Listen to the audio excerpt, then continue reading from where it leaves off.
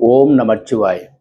வடகிழக்கு மூலையில் ஈசான மூலையில் நார்த் ஈஸ்ட் கார்னரில் பூஜை அறை அமைப்பதால் ஏற்படும் நன்மைகள். ஸோ அது எந்த மாதிரி அமைப்பு ஏற்படுகின்றது அப்படின்றத நம்ம இந்த வீடியோவில் பார்ப்போம்.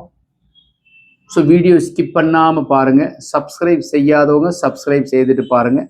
இது ஒரு சவுத் ஃபேஸிங் ஹவுஸு.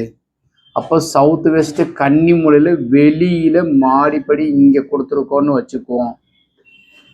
இப்படி ஏறி வந்துடுறோம். அப்புறம் அக்னி மூலை சார்ந்து வந்து நீங்கள் ஒரு போர்ட்டிகோ போட்டிருக்கிறீங்க. ஸோ இது பார்க்கிங் உண்டான பிளேஸு.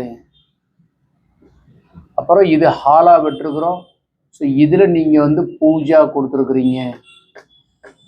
ஸோ இதில் டோர் இங்கே கொடுத்துருக்குறீங்க. இப்படி இருக்கு.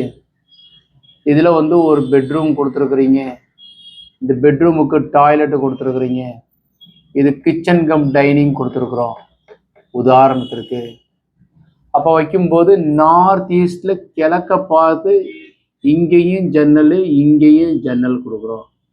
இதனால் என்ன ஒரு பெரிய பெனிஃபிட் ஏற்படும் அப்படின்னா, ஈசான மூளைக்கு உண்டான கிரகம் யாருன்னாக்கா குரு பகவான்.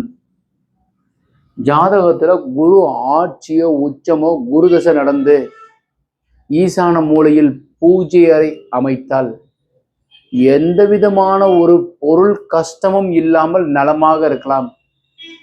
இறைவன் உங்க வீட்டில் இருப்பார். குல தெய்வம் உங்க வீட்டில் இருக்கும். நிறைய அன்பர்கள் ஈசான மூலையிலையும் கன்னி மூலையிலையும் பூஜை அறை வைக்காதீங்கன்னு சொல்லிட்டு பிழையா சொல்லிட்டு இருக்கிறாங்க. ஸோ வாஸ்து சிற்ப சாஸ்திர களஞ்சிய நூல்ல 47வது பக்கத்துல பூஜை அறை ஈசான மூலையில் இருக்கலாம் அப்படின்றது ஒரு 100 ஆண்டுகளுக்கு முன்னாடி சொல்லப்பட்ட நூல். ஸோ அதனால நீங்க தாராளமாக இந்த இடத்துல வச்சோம்னா பெரிய அளவுல முன்னேற்றம் ஏற்படும். இந்த தகவல் உங்களுக்கு பிடித்திருந்தால் லைக், ஷேர் பண்ணுங்க, கமெண்ட் பண்ணுங்க, சப்ஸ்கிரைப் செய்யுங்க. வணக்கம்.